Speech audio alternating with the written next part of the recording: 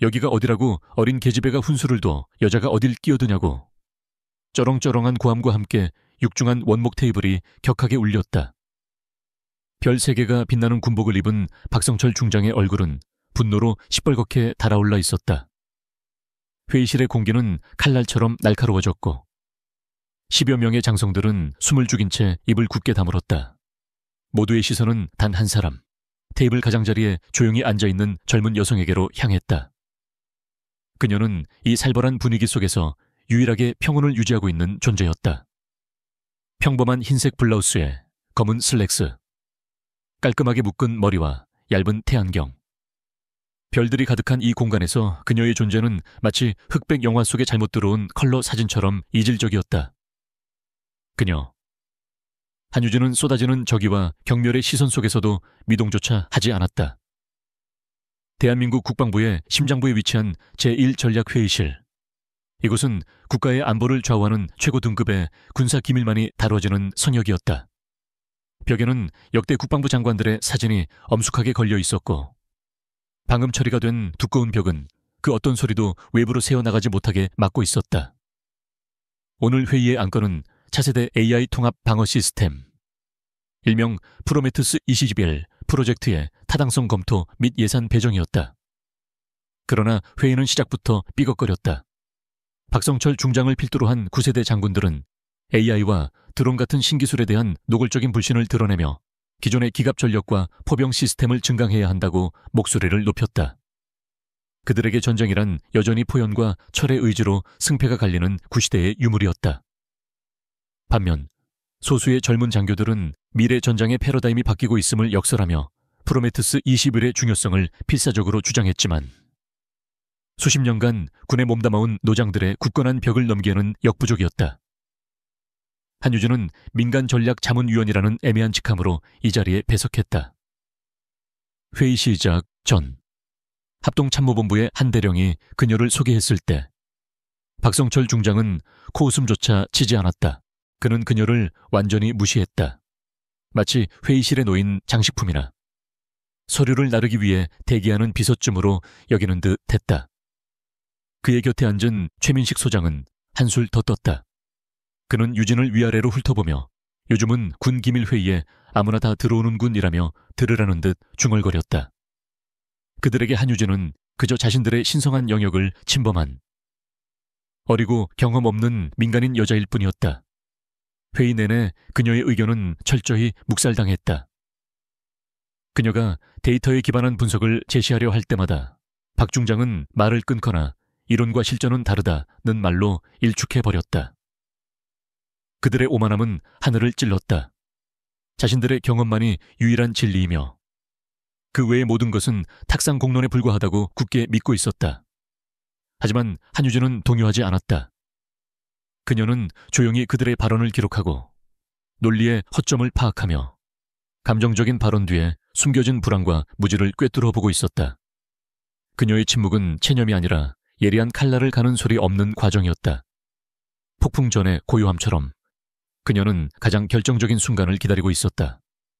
그리고 마침내 박성철 중장이 터무니없는 예산안을 최종안으로 밀어붙이려던 순간 그녀가 처음으로 정식 발언을 요청했고 단 몇 마디의 논리적인 반박으로 그의 계획이 얼마나 허황된 것인지를 지적했다. 그것이 방금 전 박 중장의 이성을 끊어버린 방아쇠였다. 이제 모든 시선이 그녀에게 쏠려 있었다.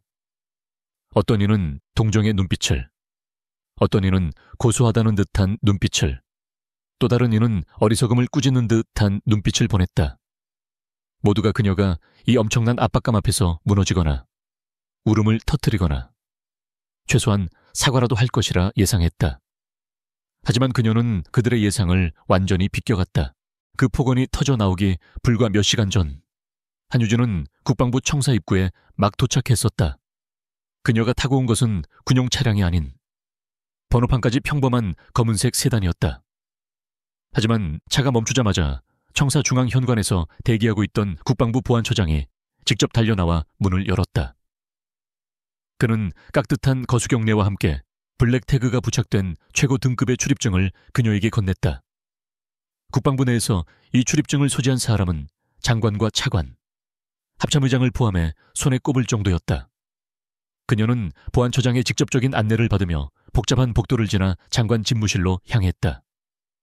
복도를 지나는 동안 마주치는 수많은 장교와 군무원들은 보안처장이 직접 안내하는 젊은 민간인 여성의 모습에 의아한 표정을 지었지만 누구도 감히 그녀의 정체를 묻지 못했다.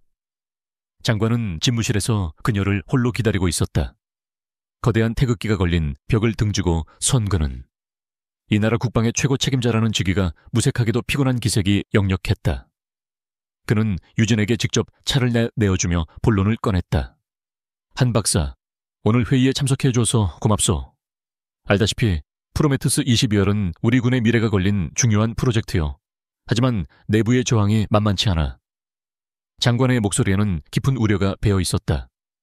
그는 박성철 중장을 중심으로 한 일부 군 원로들이 신기술 도입을 조직적으로 방해하고 있으며 그들이 추천하는 구형무기 도입 계획안에서 불필요한 잡음이 계속 들려온다고 털어놓았다. 잡음이란 곧 부패와 비리의 가능성을 의미하는 은어였다. 나는 한 박사의 객관적이고 냉철한 분석을 믿소. 그들의 주장과 보고서에 어떤 허점이 있는지 가감없이 그 어떤 성격도 없이 파헤쳐 주시오가 필요하다면 내가 모든 권한을 위임하겠소. 장관의 눈빛은 단호했다. 그는 한유진에게 단순한 기술 자문을 요청한 것이 아니었다. 군 내부의 거대한 암초를 제거하기 위한 예리한 메스를 부탁한 것이었다. 한유진은 말없이 고개를 끄덕였다. 그녀의 평온한 표정 뒤에는 이미 수많은 데이터와 분석이 복잡한 알고리즘처럼 작동하고 있었다. 다시 현재 회의실. 유진은 회의가 시작되던 순간을 떠올렸다. 그녀가 회의실에 들어섰을 때 이미 대부분의 장성들이 자리에 앉아 있었다. 합참의 대령이 그녀를 프로메테우스 프로젝트 관련 민간 자문위원 한유진 박사라고 소개했지만 그들의 시선은 차가웠다. 박성철 중장은 그녀를 마치 존재하지 않는 사람처럼 대했으며 최민식 소장은 노골적인 경멸의 미소를 입가에 걸었다. 그들의 눈빛은 이렇게 말하고 있었다. 감히 여자가, 그것도 군 경험도 없는 민간인이 어딜. 회의는 예상대로 박 중장의 동무대였다. 그는 1시간 넘게 자신의 과거 무용담을 늘어놓았다. 수십 년 전의 전투 경험을 마치 어제 일처럼 생생하게 묘사하며 전쟁의 승패는 결국 백병전의 기백과 포탄의 굉음으로 결정되는 것이라는 낡은 구호를 반복했다. 그는 스크린의 온갖 복잡한 데이터와 시뮬레이션 결과를 띄워놓고도 단 한 번도 그 숫자를 제대로 인용하지 않았다. 대신 나의 감이 말해주고 있다. 혹은 전쟁은 숫자로 하는 게 아니다 라는 식의 비논리적인 주장을 펼쳤다. 최민식 소장은 완벽한 이인극 배우처럼 박 중장의 말이 끝날 때마다 지당하신 말씀입니다 를 외치며 추임새를 넣었다. 그는 박 중장이 제시한 낡은 전차와 자주포의 사진을 가리키며 바로 이 강철의 심장이 우리 군의 진정한 힘입니다. 저런 장난감 같은 드론 따위와는 비교할 수 없지요 라고 목소리를 높였다. 그들의 만담 같은 발표를 들으며 한유진은 조용히 자신의 태블릿 PC에 무언가를 기록했다.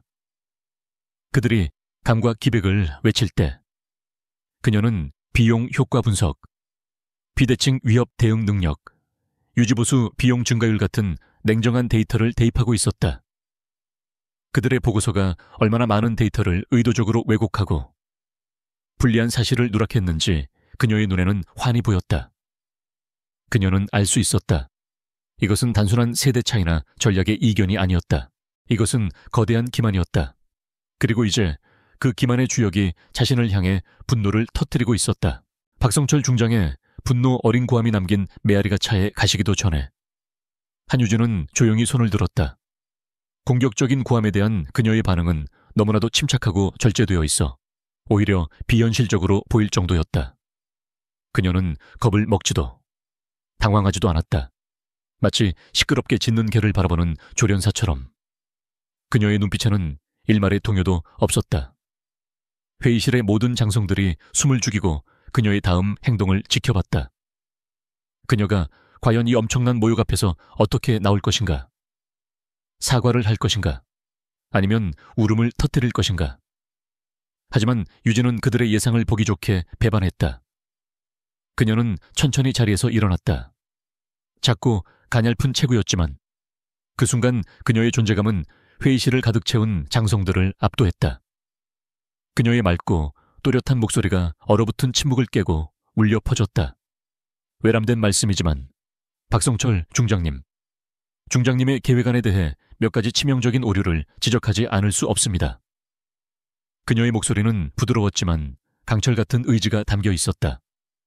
그녀는 개인적인 감정을 완전히 배제한 채 오직 데이터와 논리에 기반한 사실만을 이야기하기 시작했다. 그녀는 자신의 태블릿 PC를 회의실 중앙 스크린과 연결했다. 박성철 중장이 자랑스럽게 띄워놓았던 구형 전차의 홍보 영상이 사라지고 복잡한 숫자와 그래프가 화면을 가득 채웠다. 첫째, 예산 문제입니다. 그녀의 손가락이 스크린의 한 부분을 가리켰다. 보고서에 따르면 제안하신 기갑전력의 향후 10년간 유지보수 비용은 총 예산의 15%로 책정되어 있습니다. 하지만 이는 20년 전의 부품 단가와 유류비에 기반한 심각하게 오염된 데이터입니다. 제가 군수사령부의 실시간 데이터베이스를 통해 재산출한 결과 실제 유지보수 비용은 최소 32%에 달하며 5년 내에 예산을 30% 이상 초과하게 될 것입니다. 이는 재정적으로 파탄에 이르는 길이 명백한 계획입니다. 박성철 중장의 얼굴이 미세하게 굳어졌다. 반박하고 싶었지만 화면에 떠있는 군수사령부의 공식 데이터 앞에서 입을 뗄 수 없었다. 유진은 그의 반응을 기다리지 않고 곧바로 다음 문제로 넘어갔다. 둘째, 현대전의 위협평가가 완전히 누락되었습니다. 스크린의 화면이 최근 해외 분쟁 지역의 영상으로 바뀌었다. 값싼 상업용 드론 몇 대가 수백억 원짜리 최신형 전차를 무력화시키는 충격적인 장면이 재생되었다. 중장님께서 강철의 심장이라 부르시는 저 전차 한 대의 가격이면 저런 공격용 드론을 수천 대 운용할 수 있습니다. 지금 중장님의 계획은 다가오는 태풍을 막기 위해 더 높고 튼튼한 모래성을 쌓겠다는 주장과 다르지 않습니다. 미래의 전쟁은 비대칭 위협에 어떻게 대응하느냐에 따라 승패가 갈릴 것입니다. 하지만 보고서 어디에도 드론 수범 공격이나 사이버전 위협에 대한 대비책은 찾아볼 수 없습니다. 회의실 곳곳에서 나지막한 탄식이 흘러나왔다. 젊은 장교들의 얼굴에는 유진의 분석에 대한 공감과 놀라움이 스쳐 지나갔다. 마지막으로 유진은 결정타를 날렸다. 그녀는 스크린에 해당 구형 무기들의 부품 공급망 현황과 제조업체의 생산 일정을 띄웠다. 셋째, 보고서에 명시된 사업기간은 의도적으로 축소, 조작되었습니다. 그녀는 냉정한 목소리로 말을 이었다. 핵심 부품 다수가 이미 단종 수순에 들어갔으며 재생산에 들어가려면 최소 18개월의 추가 기간이 필요하다는 것이 제조업체의 공식 입장입니다. 보고서에 적힌 1년 내 전력화 완료는 명백한 허위 보고이며 이는 군 통수권자에 대한 기만 행위입니다. 그녀는 발표를 마친 뒤 조용히 자리에 앉았다.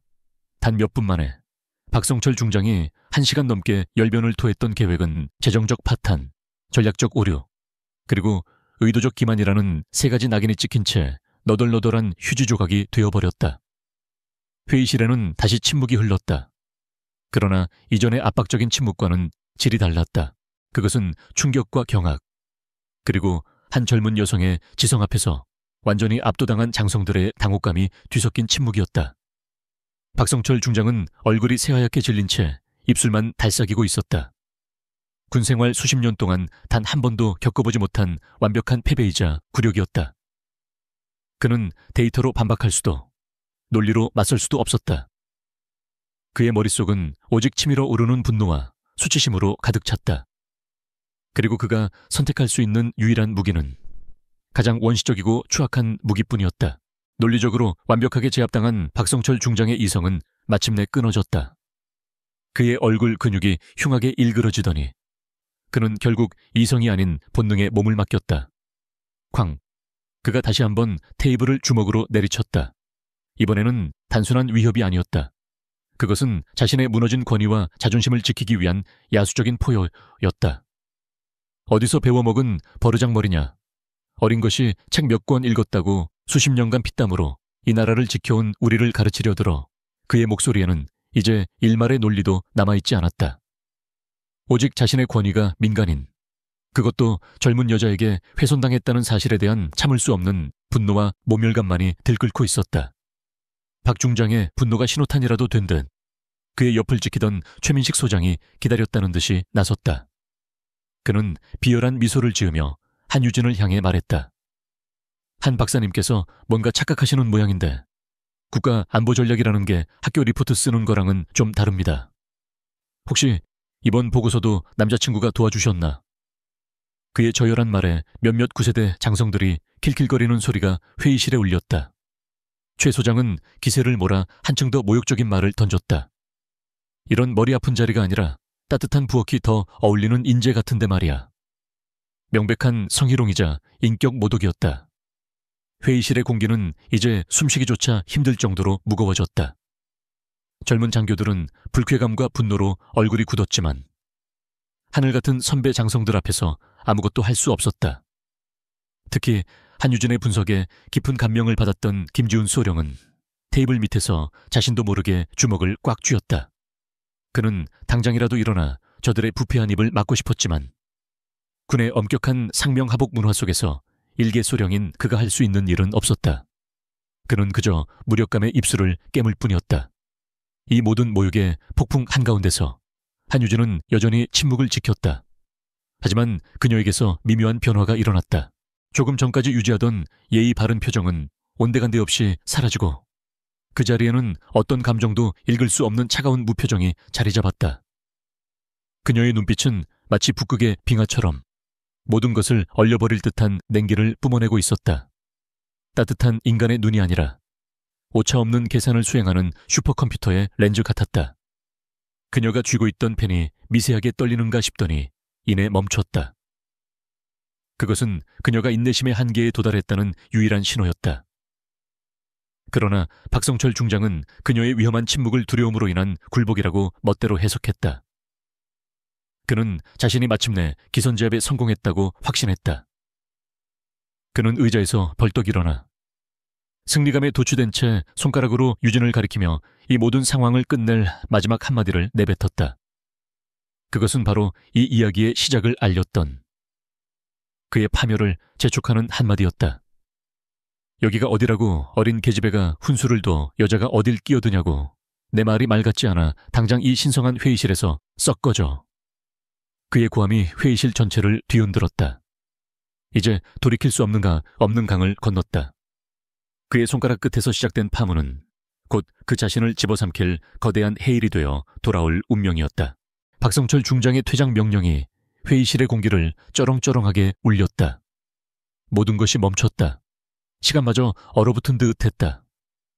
장성들은 이제 곧 젊은 여성 자문관이 얼굴을 붉히며 수치심 속에 짐을 챙겨 도망치듯 나갈 것이라 예상했다.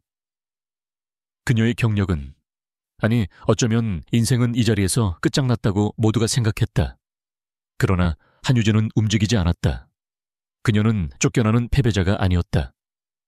사냥감을 코너에 몰아놓고 마지막 숨통을 끊기 직전의 포식자처럼 고요하고 위험한 침묵을 유지했다. 잠시 후 그 침묵을 깨는 소리가 들렸다. 끽. 그녀가 앉아있던 의자가 뒤로 밀려나는 소리였다. 느리고 의도적인, 그래서 더 위협적으로 들리는 소음이었다. 그녀는 천천히, 아주 천천히 자리에서 일어섰다. 그녀가 일어서는 순간 회의실의 무게중심이 통째로 그녀에게로 옮겨오는 듯한 착각이 일었다. 조금 전까지 그녀를 짓누르던 모든 경멸과 모욕의 시선들이 이제는 불안과 의욕에 휩싸여 그녀에게 매달렸다. 그녀는 더 이상 평범한 민간인 자문관이 아니었다. 그녀의 눈빛, 자세, 분위기 모든 것이 변해 있었다. 차갑게 가라앉은 그녀의 시선이 여전히 자신을 향해 손가락질을 하고 있는 박성철 중장에게 향했다. 그녀의 입술이 조용히 열렸다. 박성철 중장. 그녀는 더 이상 중장님이라는 존칭을 붙이지 않았다. 그 부름은 너무나도 건조하고 사무적이어서 마치 상관이 부하를 호명하거나 판사가 피고인의 이름을 부르는 것처럼 들렸다. 박 중장은 순간 당황했지만 애써 위험을 되찾으려 헛기침을 했다. 하지만 유진은 그에게 반박할 기회조차 주지 않았다. 2003년에 있었던 필승 합동훈련을 기억하십니까? 갑자기 튀어나온 20년 전의 훈련 이름에 박 중장의 눈이 크게 흔들렸다. 그것은 그의 군 경력에 있어 지우고 싶은 오점 중 하나였다. 당시 중장님께서 이끌던 기갑사단이 비대칭 전술을 구사한 단 하나의 특전사 여단에게 개전 48시간 만에 전멸 판정을 받았던 그 훈련 말입니다. 회의실은 술렁이기 시작했다. 그 훈련의 결과는 2급 군사 기밀로 여기 있는 최고위급 장성들 중에서도 극소수만이 아는 내용이었다. 저 젊은 여자가 어떻게 저런 사실을 알고 있단 말인가. 그 훈련 결과를 담은 보고서는 당시 합참의장이 직접 검토하고 봉인했습니다. 지금 그 파일을 이 자리에서 열람해 드릴까요? 중장 박성철 중장의 얼굴에서 핏기가 사라졌다. 그의 뇌는 공포와 혼란으로 뒤엉켰다. 이 여자는 대체 누구인가? 이 상황을 이해하지 못한 최민식 소장이 어리석게도 앞으로 나섰다. 당신 대체 정체가 뭐야? 어디서 감히? 그 질문은 모두가 마음속으로 묻고 싶었던 것이었다. 한유진은 얼어붙은 박 중장에게서 시선을 거두고 방 안의 모든 사람들을 천천히 둘러보았다. 그리고 마침내 그녀의 진짜 정체를 드러내는 한마디를 내뱉었다. 그녀의 목소리는 작았지만 회의실 안의 모든 사람들의 뇌리에 천둥처럼 박혔다. 저는 오늘 제 아버님을 대신하여 이 자리에 섰습니다. 최 소장이 더듬거리며 되물었다. 아, 아버님이라니 그게 누군데? 유진은 한치의 망설임도 없이 가장 무겁고 강력한 이름을 입에 올렸다. 대한민국 육군참모총장 한강민 대장입니다. 정적, 완전한 정적이 흘렀다. 박성철의 벌어진 입은 다칠 줄 몰랐고 최민식은 심장을 부여잡고 휘청거렸다. 회의실의 시간은 다시 멈췄다. 육군참모총장 한강민 대장의 딸, 모두의 머릿속에서 조각난 퍼즐들이 미친 듯이 맞춰지기 시작했다. 그리고 그 충격이 차에 가시기도 전에 유진은 마지막 확인 사살을 했다. 그녀는 재킷 안주머니에서 자신의 출입증을 꺼내 테이블 위로 가볍게 던졌다. 탁! 하는 작은 소리가 거대한 폭음처럼 울렸다. 출입증에는 그녀의 사진과 이름 한유진 박사가 선명하게 박혀 있었다. 그리고 그 아래 그녀의 직책이 적혀 있었다. 육군참모총장실 직속 특수전략자문관. 그 글자 옆에는 감히 누구도 부정할 수 없는 권위의 상징 황금색 4개의 별이 선명하게 빛나고 있었다. 테이블 위에 놓인 황금색 별 4개가 박힌 출입증은 작은 태양처럼 빛나며 회의실 전체의 공기를 태워버릴 듯한 권위를 뿜어냈다. 육군참모총장의 딸. 그 한마디가 만들어낸 충격의 파장은 가히 핵폭탄급이었다. 박성철 중장의 얼굴은 분노의 붉은색에서 공포의 흰색으로, 그리고 이제는 절망의 잿빛으로 변해 있었다. 어깨를 굳건히 지탱해주던 별 3개의 무게가 순식간에 사라지고 그는 중력에 이끌리듯 의자에 풀썩 주저앉았다. 최민식 소장은 상황이 더욱 심각했다. 그는 식은땀을 비오듯 흘리며 금방이라도 졸도할 것처럼 보였다. 그의 눈은 유령이라도 본 듯 한유진과 그녀의 출입증 사이를 미친 듯이 오갔다. 회의실에 있던 다른 장성들 역시 마찬가지였다. 그들은 자신들이 방금 목격한 장면을, 자신들이 내뱉었던 동조의 침묵을 어떻게 수습해야 할지 몰라 얼어붙어 있었다. 몇 분 전까지만 해도 한낱 어리고 무례한 민간인 취급을 받던 여성이 이제는 그들의 목에 칼을 들이댈 수 있는 절대적인 권력의 대리인이 되어 있었다. 그 절대적인 정적을 깬 것은 다시 한유진이었다. 그녀는 아무 일도 없었다는 듯 오히려 방금 전보다 더 차갑고 사무적인 목소리로 말했다. 그럼 이제 회의를 재개하도록 하죠. 그 말은 더 이상 제안이나 요청이 아니었다. 그것은 거부할 수 없는 명령이었다. 그녀는 자신의 출입증을 챙겨 들고는 텅 비어있던 상석, 회의를 주재하는 의장석으로 천천히 걸어갔다. 아무도 그녀를 막지 못했다. 그녀는 연단에 서서 자신의 개인용 보안 USB를 노트북에 연결했다. 중앙 스크린의 화면이 바뀌었다.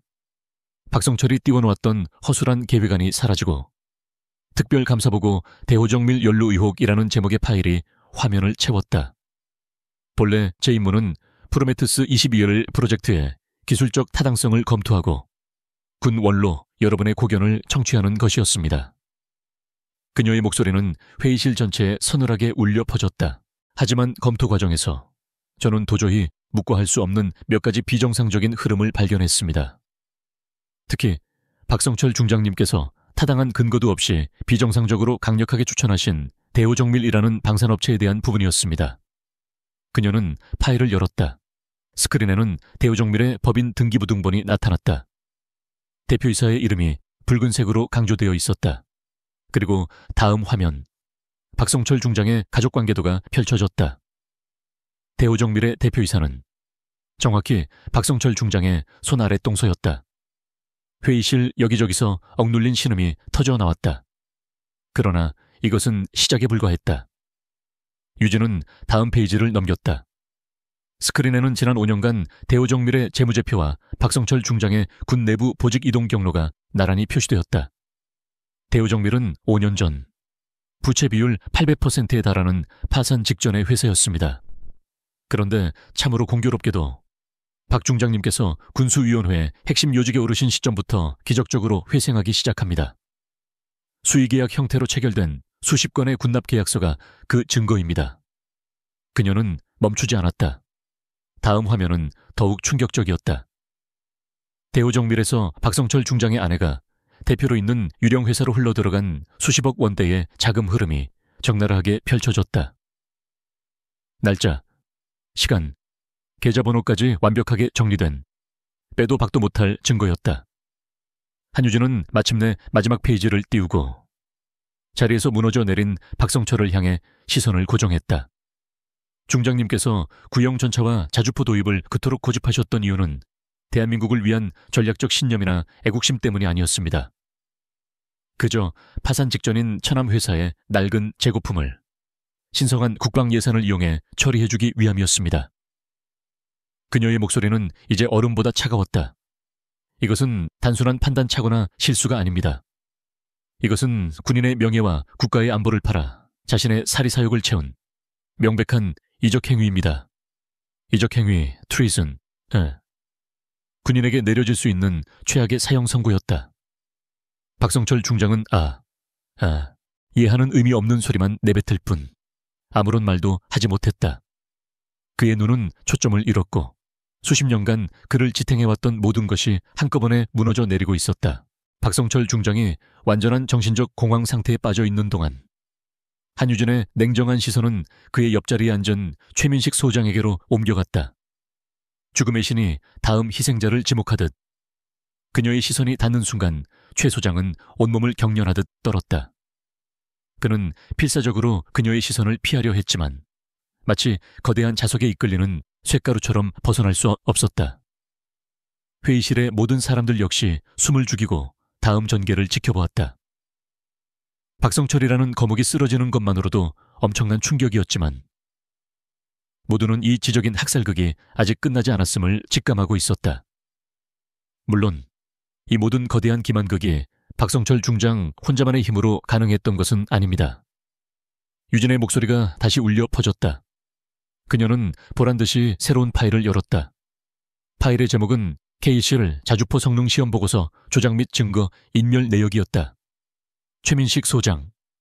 그녀가 그의 이름을 부르자 그는 마치 전기에 감전된 것처럼 의자 위에서 펄쩍 뛰었다. 작년 10월에 강원도 철원에서 실시된 KCA 세월 자주포 성능 재평가 시험을 기억하시겠지요. 당시 시험평가위원장이 바로 소장님이셨습니다. 그리고 그 시험 결과 보고서에는 전 항목 만점, 완벽한 작전 수행 능력 입증이라고 적혀 있었고요. 그녀는 스크린에 두 개의 영상을 나란히 띄웠다. 왼쪽은 최민식 소장이 제출한 공식 보고 영상이었다. 완벽하게 목표물을 명중시키고 위풍당당하게 기동하는 자주포의 모습이 편집되어 있었다. 그러나 오른쪽 영상은 전혀 다른 내용을 담고 있었다. 그것은 시험 당시 현장의 모든 것을 기록하는 블랙박스 원본 영상이었다. 영상 속에 KC-7 자주포는 세 발째 포탄을 발사한 후 포신에서 연기를 뿜으며 작동을 멈췄고 급기동 중에는 엔진 과열 경고가 울렸으며 발포 충격을 이기지 못한 차체 일부에 미세한 균열이 발생하는 장면까지 고스란히 담겨 있었다. 이것이 현장에서 기록된 삭제되지 않은 원본 데이터입니다. 그리고 이것이 소장님께서 조작과 편집을 거쳐 위원회에 제출한 최종 보고 영상입니다. 유진은 두 영상 사이에 최민식 소장이 부에게 결과가 좋게 나오도록 알아서 잘 편집해, 불필요한 부분은 삭제하고 라고 지시하는 내용이 담긴 이메일을 띄웠다. 그것은 변명의 여지가 없는 결정적인 증거, 스모킹 건이었다. 소장님은 박 중장님의 비리를 돕기 위해, 아니, 그에게 잘 보이기 위해 우리 장병들이 전장에서 목숨을 걸고 타야 할 무기의 치명적인 결함을 의도적으로 은폐했습니다. 어느 쪽이 진실입니까? 소장 최민식 소장은 아무 말도 하지 못했다. 그의 입은 뻐끔거렸지만 그 어떤 소리도 만들어내지 못했다. 그의 군 경력과 명예, 그리고 남은 인생 전부가 스크린에 떠있는 저 몇 줄의 데이터와 함께 산산조각 나고 있었다. 회의실에 앉아있던 다른 장성들은 이제 경악을 넘어 경외감에 가까운 감정으로 한유진을 바라보고 있었다. 그녀의 신분은 물론 놀라웠지만 그들을 진정으로 압도한 것은 그녀의 능력이었다. 군 내부의 가장 은밀한 기밀과 데이터를 꿰뚫고 거대한 부패의 연결고리를 단 혼자만의 힘으로 파헤쳐낸 그 치밀함과 지성에 전율했다. 한 중립적인 성향의 군단장은 속으로 생각했다. 저 여성은 아비의 후광을 업고 온 것이 아니다. 그녀 자신이 바로 누구도 막을 수 없는 진실이라는 이름의 검이다. 한유진은 모든 파일을 닫았다. 스크린이 다시 국방부의 엄숙한 휘장으로 돌아오자 그녀는 무너져 내린 두 장성을 차례로 둘러본 뒤 회의실 전체를 향해 마지막 선고를 내렸다. 이 두 사람이 군에 입힌 피해는 단순한 예산 낭비를 넘어섭니다. 이들은 군의 신뢰를 뿌리부터 무너뜨렸고 전우들의 생명을 담보로 자신의 배를 채웠으며 국가 안보에 돌이킬 수 없는 구멍을 냈습니다. 그녀의 목소리는 법정의 판사처럼 단호했다. 따라서 이 사안은 더 이상 이 회의실이 아닌 군사법원에서 다뤄져야 할 것입니다. 그 말은 모든 것의 끝을 알리는 선고였다. 두 장성의 군복에 박힌 별들이 그 빛을 완전히 잃고 있었다. 군사법원. 한유진이 내뱉은 마지막 단어는 마치 사형 선고처럼 회의실의 공기 중에 무겁게 떠다녔다. 그 누구도 감히 입을 열지 못했다. 수십 년간 군에 몸담으며 온갖 위기 상황을 겪었을 노련한 장성들조차 눈앞에서 벌어진 이 지적이고 무자비한 숙청극 앞에서 할 말을 잃었다. 박성철과 최민식. 두 장성은 이제 살아있는 시체나 다름없었다. 모든 것이 끝났다는 절망감이 그들의 영혼을 잠식하고 있었다. 이 끔찍한 정적 속에서 한유진은 다시 한번 모두의 예상을 깨는 행동을 했다. 그녀는 자신의 재킷 주머니에서 평범한 스마트폰을 꺼내 들었다. 그 모습은 이 엄숙하고 경직된 군사시설과는 어울리지 않는 지극히 일상적인 행동이었다. 하지만 그 스마트폰이 곧 정의를 집행할 도구가 되리라는 것을 아는 사람은 아무도 없었다. 모두가 그녀가 혹시 아버지인 육군 참모총장에게 전화를 걸어 보고하는 것이 아닐까 짐작했다. 그러나 그녀의 손가락은 주소록이 아닌 암호화된 특수통신 앱을 열었다. 단축번호 1번, 통화 버튼을 누르자 신호음도 없이 바로 연결되었다. 국방부 감찰실 직통 라인입니다. 수화기 너머로 절도 있는 목소리가 들려왔다. 유진은 회의실 전체에 들릴 만큼 나지막하지만 또렷한 목소리로 말했다. 특수전략자문관 한유진입니다. 그녀는 자신의 신분을 밝힌 뒤 한치의 망설임도 없이 명령을 내렸다. 지금 즉시 제1전략회의실을 폐쇄하고 현장에 있는 모든 기록 매체를 증거물로 확보하십시오. 또한 현재 이 자리에 있는 박성철 중장과 최민식 소장을 직권남용, 군사기밀누설 미수, 그리고 특정범죄 가중처벌배 옵상거액의 뇌물수수 혐의로 긴급 체포해 주시기 바랍니다. 수화기 너머에서 잠시 숨을 고르는 소리가 들렸지만 유진은 그들이 반문할 틈을 주지 않았다. 본사안은 국방부 장관님의 재가가 완료된 사안입니다. 즉시 집행하십시오. 그녀는 집행하라는 마지막 말을 남기고 통화를 끊었다. 스마트폰을 테이블 위에 내려놓는 그녀의 동작은 너무나도 차분해서 마치 피자를 주문한 사람처럼 보일 정도였다. 1분, 그리고 2분, 시간은 영원처럼 길게 느껴졌다. 마침내 회의실의 두꺼운 방음문이 바깥쪽에서 거칠게 열렸다. 들어온 것은 비서나 행정장교가 아니었다.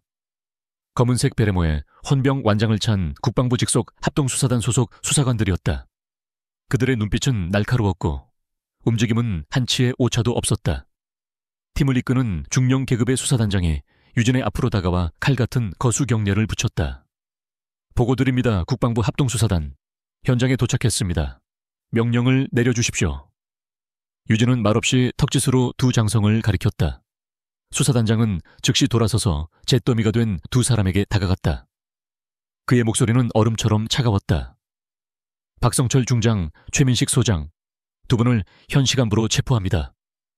두 분은 변호사를 선임할 권리가 있으며 묵비권을 행사할 수 있고 수사관들이 미란다 원칙을 낭독하는 동안 다른 수사관들이 움직였다. 한 명은 박성철의 허리춤에서, 다른 한 명은 최민식의 허리춤에서 그들의 군 생활 내내 자부심이었을 권총을 능숙하게 뽑아냈다. 그리고 회의실 전체에 울려 퍼지는 차갑고 절망적인 소리, 철컥, 은색 수갑이 두 장성의 손목에 채워지는 소리였다. 별셋, 별둘의 장성이 불과 1시간 전까지만 해도 호령을 하던 바로 그 회의실에서 부하들이 보는 앞에서 무력하게 수갑을 차는 신세가 된 것이다. 그들은 아무런 저항도 하지 못했다. 고개를 푹 숙인 채 수사관들에게 이끌려 회의실 밖으로 끌려 나갔다. 문이 닫히고 회의실에는 다시 정적이 찾아왔다. 방금 전까지 그들을 짓누르던 부패한 권력의 시대가 막을 내리고 그 자리에 서 있는 한 젊은 여성으로부터 시작되는 새로운 시대의 서막을 알리는 정적이었다. 수갑이 채워진 두 장성이 회의실 밖으로 끌려나가고 육중한 문이 닫히자 방 안에 남아있던 장성들은 마치 거대한 폭풍이 휩쓸고 지나간 자리에 남겨진 사람들처럼 망연자실했다. 아무도 먼저 입을 열지 못했다. 그들의 시선은 감히 연단 위에 선 한유진에게 향하지 못하고 허공이나 테이블 위를 방황할 뿐이었다. 조금 전까지 자신들이 무시하고 경멸했던 젊은 여성이 이제는 자신들의 운명마저 쥐고 있는 듯한 두려움의 대상이 되어 있었다. 이 숨막히는 침묵을 깬 것은 회의에 참석했던 최고 선임자, 해군 참모차장이었다. 그는 힘겹게 자리에서 일어나 쉰 목소리로 말했다. 이상으로 금일 회의를 마치도록 하겠소. 그의 패회 선언은 도망치라는 신호탄과도 같았다. 장성들은 약속이라도 한 듯 서둘러 자리에서 일어나 짐을 챙겼다. 그들은 한유진의 주변으로 넓은 방향을 그리며 마치 보이지 않는 역장을 피하듯 조심스럽게 회의실을 빠져나갔다. 그 누구도 그녀에게 인사를 건네거나 눈을 마주치지 못했다. 그날 오후 국방부 전체가 거대한 지진이라도 난 것처럼 흔들렸다. 제1전략회의실에서 현역 중장과 소장이 동시에 긴급 체포되었다는 소식은 소문이라는 이름의 전염병처럼 순식간에 퍼져나갔다. 들었나 박 중장이랑 최 소장이 감찰실에 끌려갔다더군. 대체 무슨 일로? 글쎄 군사반란 혐의라는 말도 있고 어마어마한 비리가 터졌다더군. 그들을 체포하도록 명령한 게 누군지 알아 놀라지 말게. 민간인 여성 자문위원이라더군. 설마 그게 말이 되나? 육군 참모총장의 숨겨진 딸이라는 소문이 파다해. 아닐세. 내가 듣기로는 대통령실 직속 특별감찰관이라고 하던데 소문은 꼬리에 꼬리를 물고 부풀려졌고 그 중심에 있는 조용한 민간인 여성 한유진은 하루아침에 국방부 내에서 가장 신비롭고 두려운 존재. 살아있는 전설이 되었다. 다음 날 모든 것이 변해 있었다. 박성철과 최민식의 부패로 인해 좌초될 뻔했던 프로메테스 22왈 프로젝트는 즉시 재개되었다. 프로젝트를 이끄는 책임자는 당연히 한유진이었다. 그녀가 소집한 새로운 프로젝트 팀 회의는 이전의 낡고 권위적인 회의와는 180도 달랐다. 참석자들은 별의 개수가 아닌 능력과 전문성에 따라 선발된 젊은 영광읍 장교들과 최고의 기술자들이었다. 그곳에는 자유로운 토론과 데이터에 기반한 날카로운 논쟁이 오갔고 모두의 얼굴에는 국가의 미래를 책임진다는 건강한 열정과 희망이 넘실거렸다. 김지훈 소령도 그 자리에 있었다. 그는 회의를 주도하는 한유진의 모습을 경애에 찬 눈빛으로 바라보았다. 어제 그는 거대한 악의 앞에서 아무것도 하지 못하는 자신의 무력함에 치를 떨어야 했다. 그러나 그녀는 달랐다. 혼자서 오직 자신의 지성과 용기만으로 썩어빠진 거학을 도려냈다. 그녀는 단순히 부패한 군인 2명을 처벌한 것이 아니었다. 군의 낡고 경직된 문화, 남성 중심의 유리 천장, 그리고 능력보다 계급과 연줄이 우선시되는 부조리한 관행의 벽을 산산조각 낸 것이었다. 김소령은 자신도 모르게 주먹을 불끈 쥐었다. 이번에는 무력감 때문이 아니었다. 저 사람과 함께라면 이 군대를 바꿀 수 있다. 더 강하고 더 정의로운 군대를 만들 수 있다는 뜨거운 희망 때문이었다. 그날 밤늦게 임시 사무실에서 홀로 방대한 프로젝트 데이터를 검토하던 유진의 스마트폰이 조용히 울렸다. 발신자 표시에 뜬 이름은 아빠였다. 그녀는 잠시 망설이다 통화 버튼을 눌렀다. 수화기 너머로 들려오는 아버지. 한강민 대장의 목소리는 평소처럼 낮고 차분했다. 그는 회의에서 있었던 일에 대해 꼬치꼬치 캐묻지 않았다. 그는 이미 모든 보고를 받았을 터였다. 그는 그저 한 가지만 물었다. 괜찮으냐? 유진은 잠시 창밖의 어두운 서울 야경을 바라보다가 나지막이 대답했다. 네, 아빠, 괜찮아요. 짧은 침묵이 흘렀다. 곧이어 수화기 너머로 그녀의 심장을 따뜻하게 만드는 한마디가 들려왔다. 자랑스럽다. 내 딸. 그 한마디면 충분했다.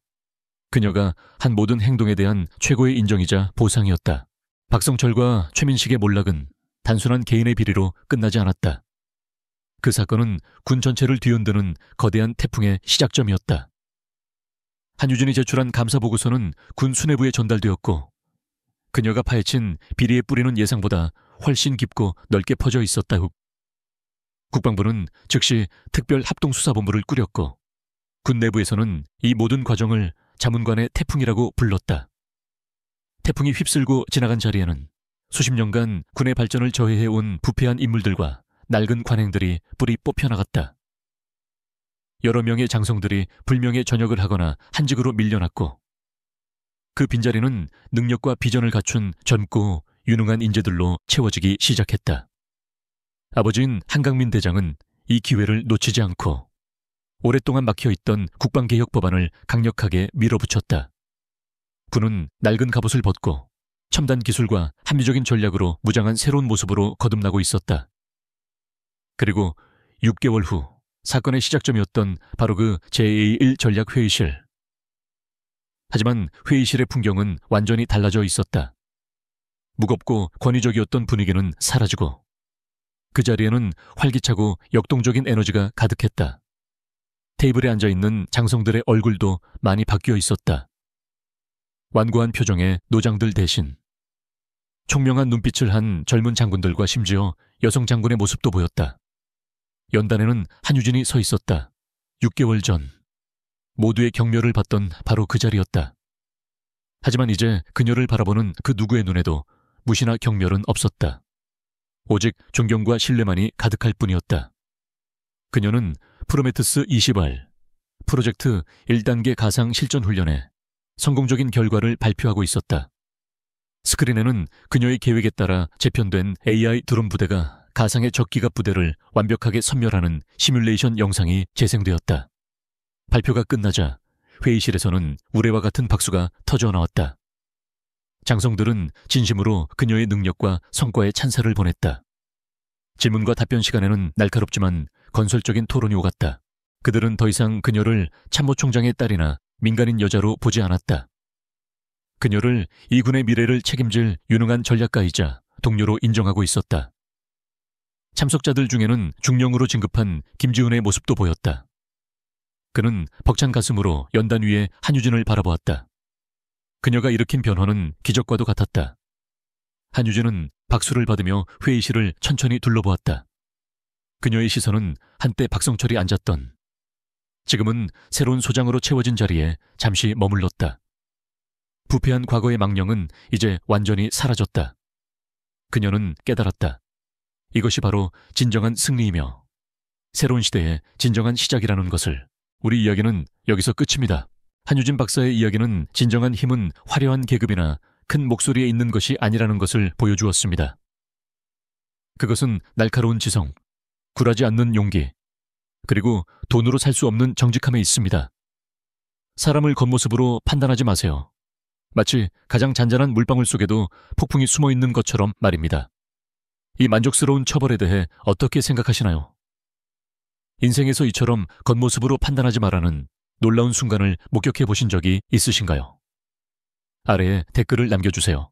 그리고 이처럼 정의가 구현되는 이야기에 공감하신다면 채널에 좋아요와 구독을 눌러주시고 알림 설정까지 해주시면 앞으로 더 많은 이야기를 받아보실 수 있습니다. 들어주셔서 감사합니다.